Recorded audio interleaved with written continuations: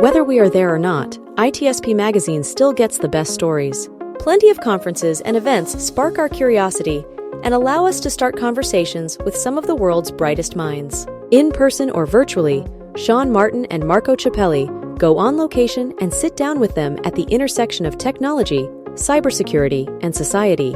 Together, we discover what the synergy of these three elements means for the future of humanity.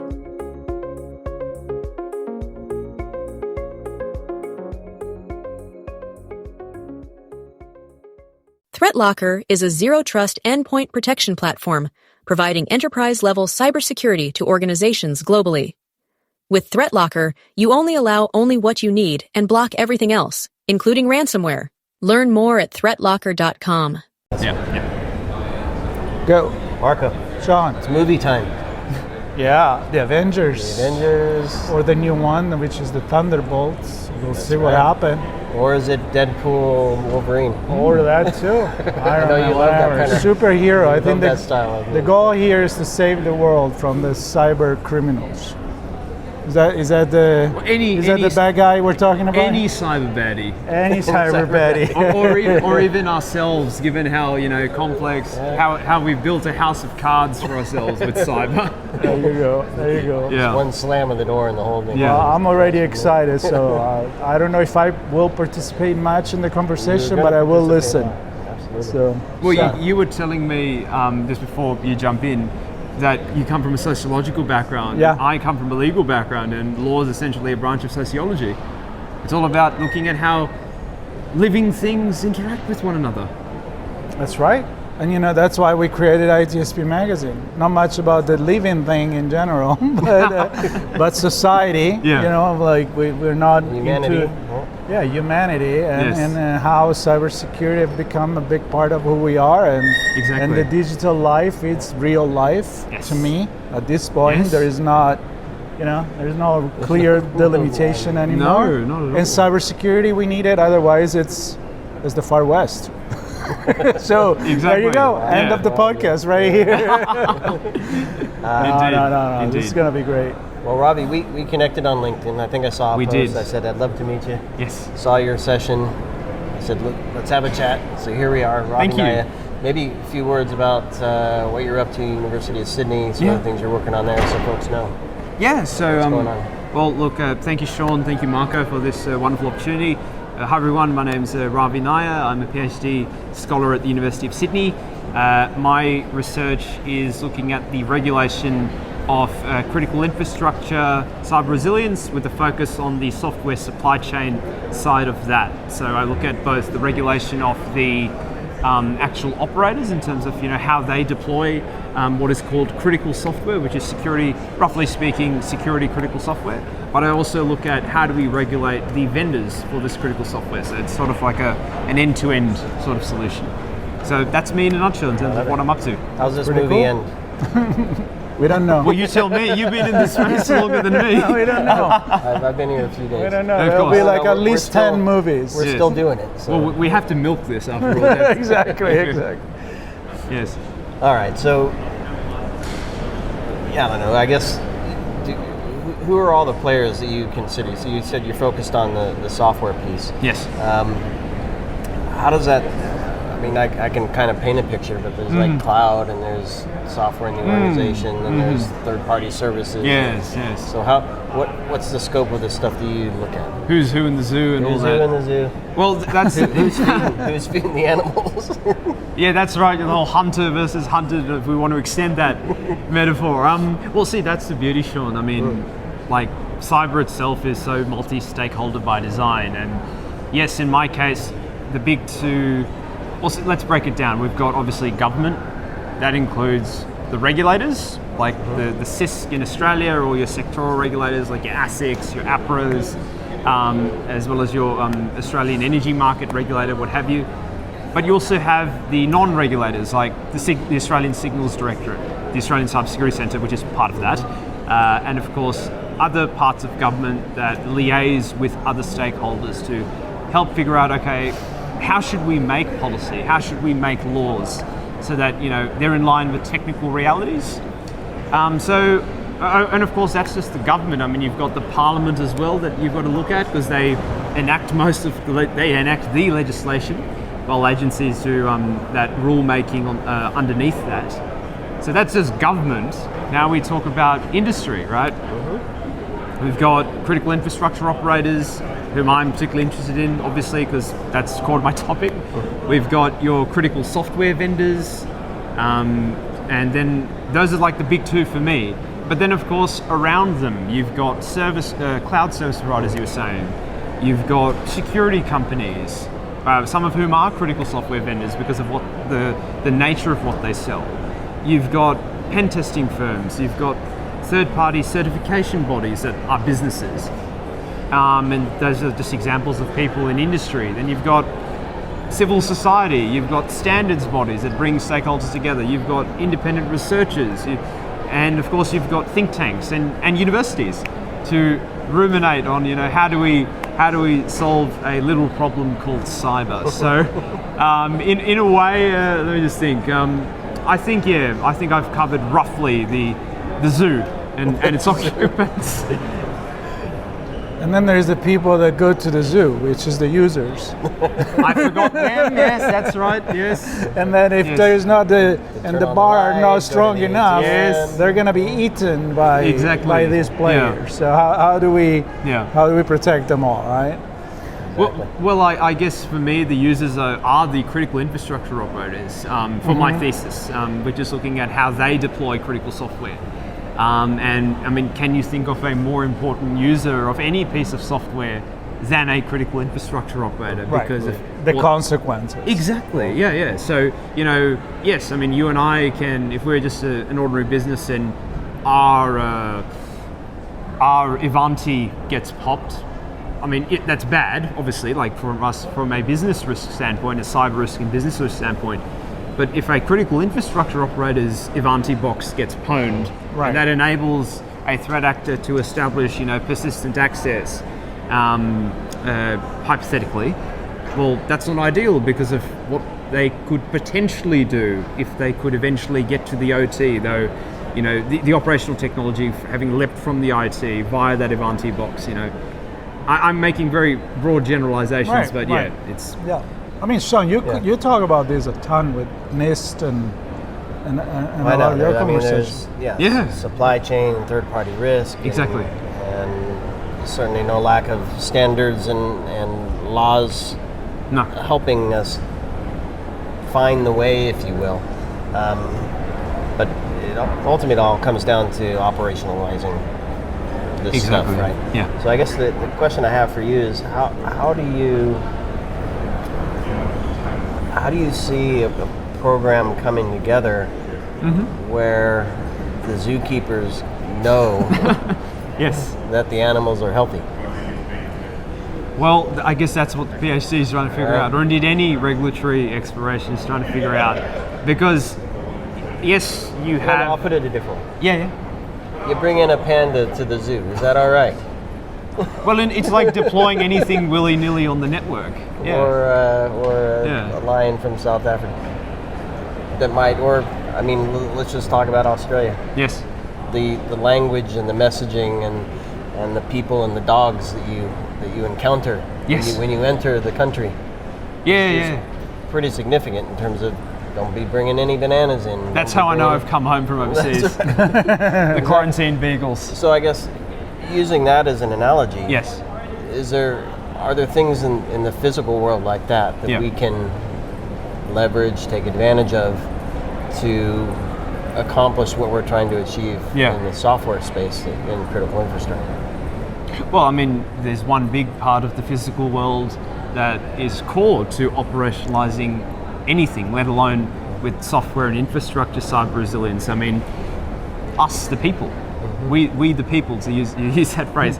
Because, and I say this because, yes, my thesis looks at, technical, the regulation of fairly technical concepts. But a core underpinning of my thesis is regulatory theory and corporate governance.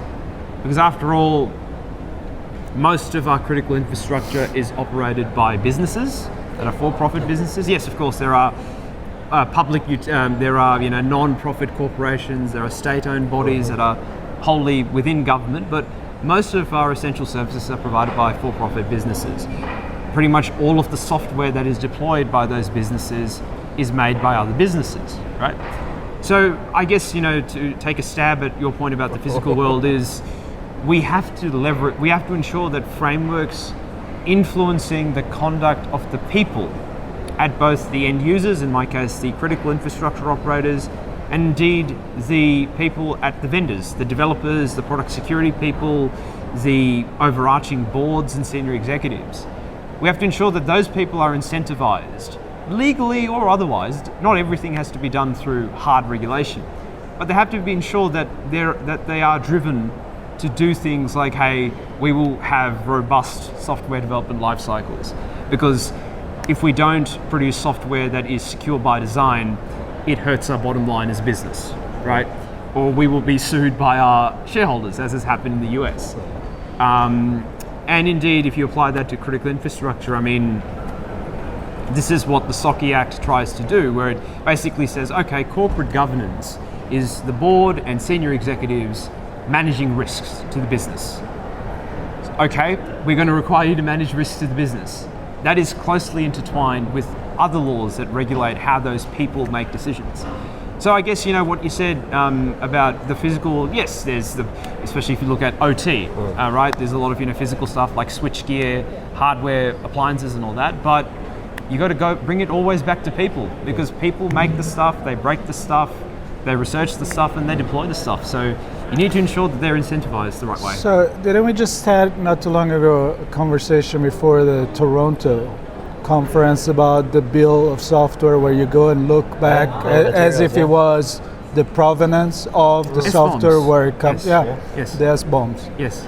And now, so there are certain entities that are proposing that. Yes. There are certain countries that are proposing that. Yes. Your regulatory theory, is that a global theory, or you think that each country can actually develop its own? Oh, yes. Make your own adventure. We were talking about movies.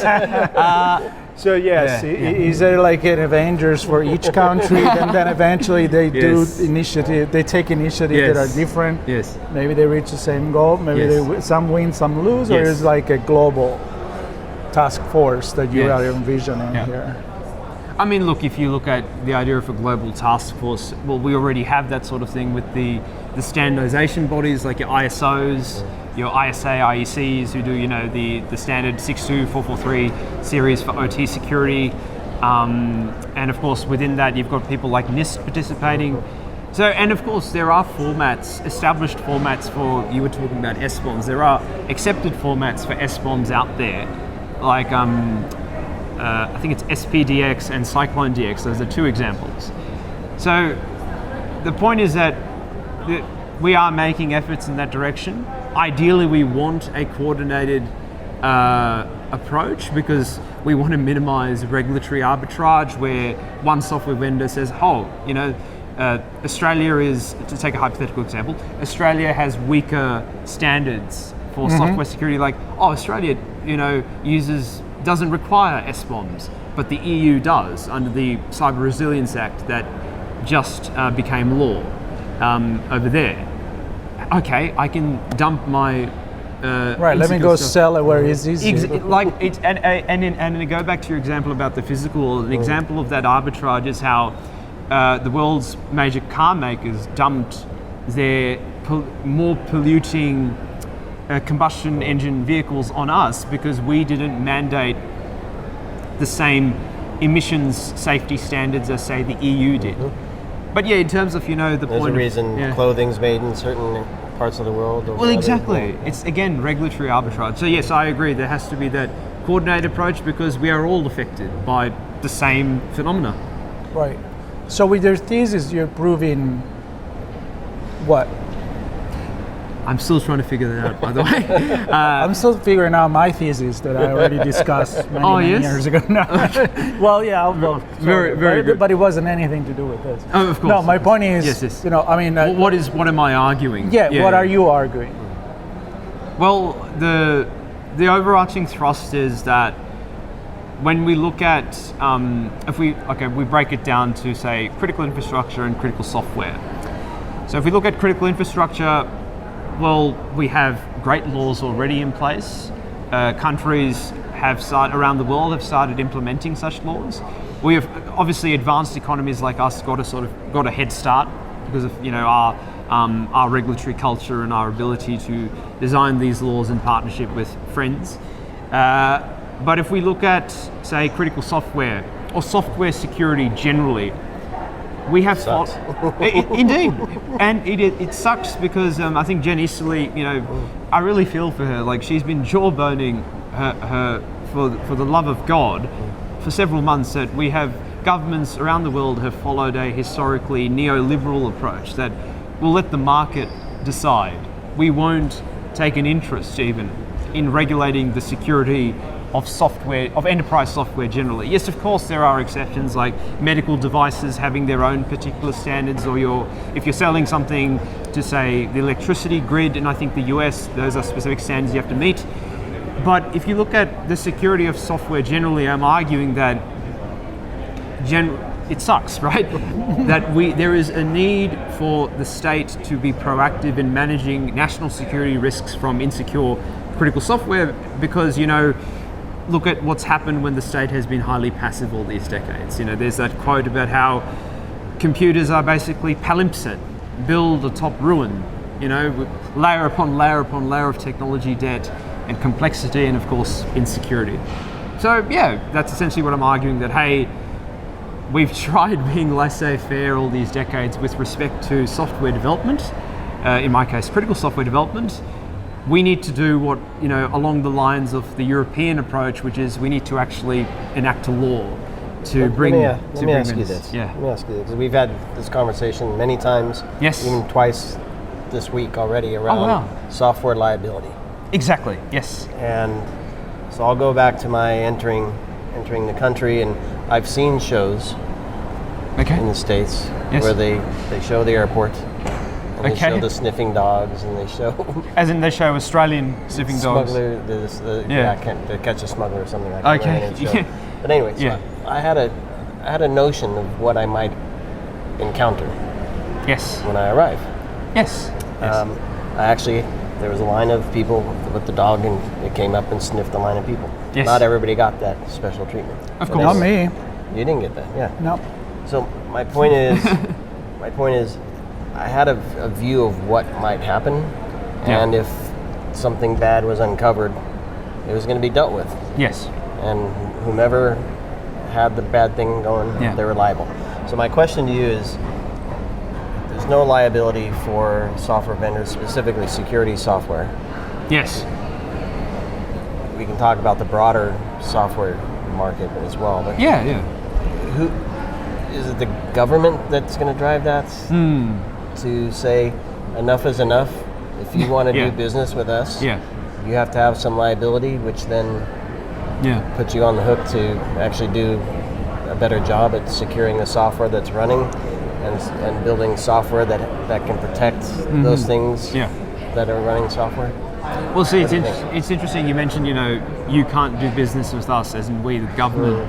That's the thing. There are multiple ways to I'm going to use another animal metaphor, but there are multiple ways to build the cat, which is that you can go the carrots approach, which is we will dangle procurement dollars in front of you.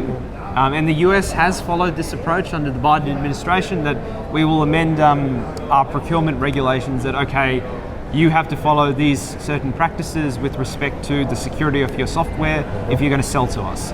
And of course, it's not perfect. They have a self-attestation form which is far from perfect, but that is one route you can take, the procurement route. And I think, and I've written about this as well for a German research institute when I was a guest fellow there, about what the Quad countries are doing, which is, okay, we're going to use our collective purchasing power to, as a group of four, say, okay, we're going to drive vendors to do better that way, by aligning our procurement standards to favor software security.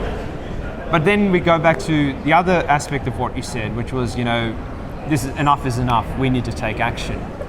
That is where you look at stuff like liability regardless of who buys the product. That's where you look at, now the US has been, certainly bearing fangs about, more metaphors. The US has been bearing fangs about, they put out what was actually a pretty decently worded cybersecurity strategy last year, where they said, pillar 3, it's about shifting responsibility onto software vendors for insecure products that have silly bugs and what have you. And the phrase duty of care was tossed about. Of course, unfortunately, nothing has come off it. So we look at, okay, well, the Europeans have gone ahead and enacted and amended their product liability directive to cover anything sold in the EU, including software. We have the Cyber Resilience Act, which covers all software sold in the EU apart from stuff that is regulated under other frameworks, like, again, medical devices.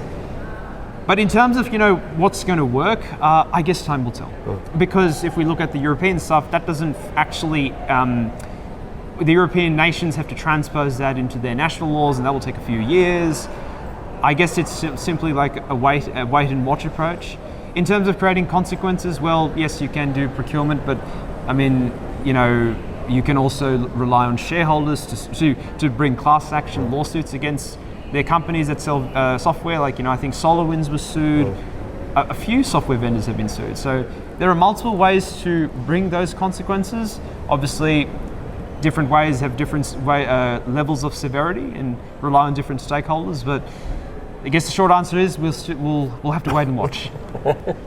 So you part from the assumption that right now there is not enough control over the software used into the infrastructure for like critical infrastructure. Yeah. So, but you say some states, some country, they may do a better job than other. Europe's doing it, but nobody's perfect. And I don't think perfection is the goal. Obviously something is going to come through no matter what if we want to keep using, right? Correct. We live in a global world where it may be easy to stop a border, especially if you're an island, when you can download the software. Exactly. How you're going to go through that. So there is an entire thing. But very good point. But I guess the point that you have is for critical infrastructure, which should be as important as medical devices or anything that you do in the medical environment. Yes. There should be a much stricter regulation. I love the fact that you said that, because that exposes the bizarre contradiction that we do stringently regulate, and I say we collectively, obviously countries have their own regimes, but if you look at, say, the FDA regulations for medical device cybersecurity, or medical devices, even if you look at, like, if we stick to software, those medical IoT,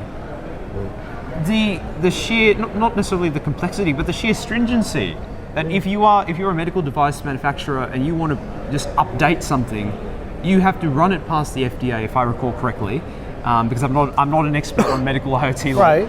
But there is very stringent oversight from the FDA in the US, versus, of course, what direct oversight is there of an EDR vendor selling to a power station, and we know what happened with CrowdStrike. And that's exactly what I'm going with in my head.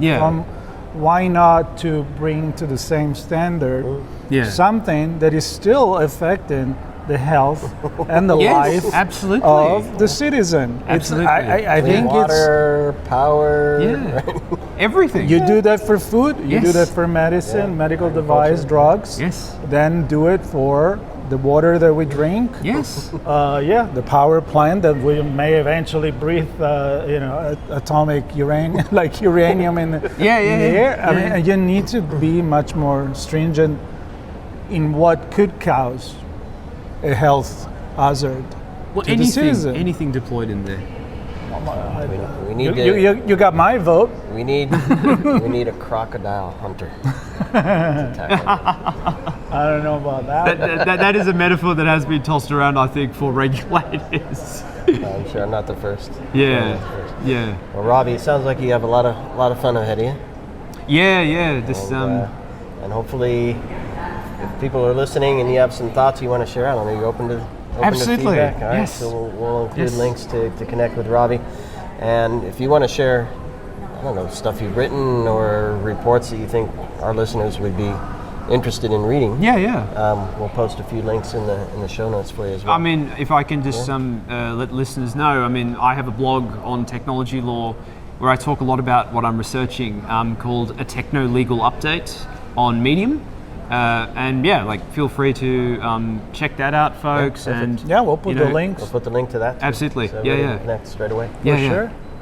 Well, I think there should be many people like you that brings this to the surface. I mean, we just recorded with the ambassador for cybersecurity. Brendan Dowling. Yeah, Yes. He's awesome. We isn't he? literally he's just recorded fantastic. an hour ago. Yeah. And it is about putting together people for the interest of for a global interest. That's what ambassadors do, right? Absolutely. So, but we also need those people that do it at the high level, and people like you that do it on the academic level, and people like us that try to take people like you and kind of do our own service and share it and share the stories. Thank you. So Thank you. Bring awareness. if you have drive ideas, as Sean cultural said, change, hopefully. get in touch and let us know, and I'll be happy to host even more conversations like this. absolutely. So thank you very much. Ravi, it's a Thank pleasure. you. Thank you so It much. was a pleasure meeting you pleasure. and learning Absolutely. about what you're doing. Thank you. And as I said, really, really humbled that you guys have interviewed me like this. I think this is the first time I've done any media in my Look at PhD, so It was always the a first pleasure. time. Thank you so Perfect. much. A privilege. I love it. Yeah. And I love thanks it. to Asa for hosting CyberCon and Absolutely. bringing speakers like Ravi to bear and giving us an opportunity to chat. So thanks everybody. Stay tuned. We have a whole nother day. Another day. Chats coming to you. So stay tuned, subscribe, share with your friends and enemies, and we'll see you soon. Mostly enemies. Thank you. ThreatLocker is a zero-trust endpoint protection platform providing enterprise-level cybersecurity to organizations globally. With ThreatLocker, you only allow only what you need and block everything else, including ransomware. Learn more at threatlocker.com.